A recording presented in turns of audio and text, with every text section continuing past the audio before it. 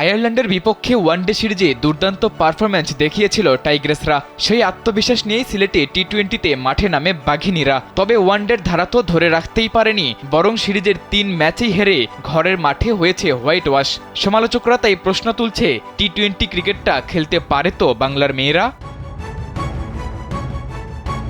চায়ের শহর সিলেটে অবস্থিত দেশের অন্যতম দৃষ্টিনন্দন স্টেডিয়ামে সিরিজের প্রথম 2 ম্যাচে কোনো লড়াই ছাড়াই পরাজয় বরণ করেছিল টাইগ্রেসরা। তবে হোয়াইট ওয়াশ এড়ানোর ম্যাচে ভালো শুরু পেয়েছিল ফারজানা জ্যোতির দল, কিন্তু শেষটা ছিল হতাশার। বড় স্কোরের আশা জাগিয়েও শেষ পর্যন্ত 7 উইকেট হারিয়ে 123 রানে থামে বাংলাদেশ।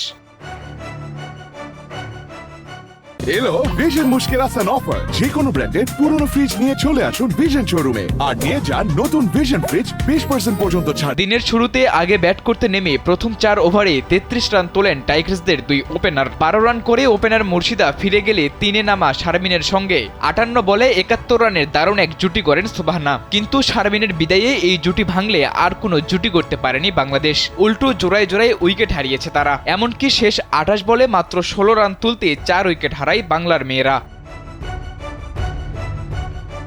ছোট রানের লক্ষ্যে ব্যাট করতে নেমে অবশ্য বিপদেও পড়েছিল আইরিশ মেয়েরা। নিয়মিত বিরতিতে উইকেট হারিয়ে ম্যাচ থেকে প্রায় ছিটকেই গিয়েছিল। সমীকরণ এমন দাঁড়িয়েছিল, শেষ 2 ওভারে দরকার 21 রান। ইনিংসের 19তম ওভারে মাত্র 6 রানের বিনিময়ে একটি উইকেট তুলে নিয়ে ম্যাচটা জমিয়ে দেন টাইগ্রেস স্পিনার নাহিদা আক্তার। শেষ ওভারে লক্ষ্যমাত্রা দাঁড়ায় 15 রানের।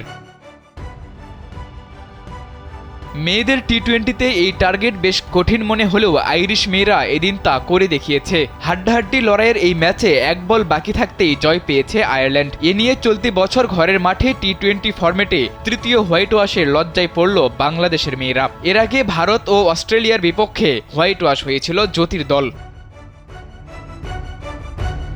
সাদাতুর রাফি, কালবেলা।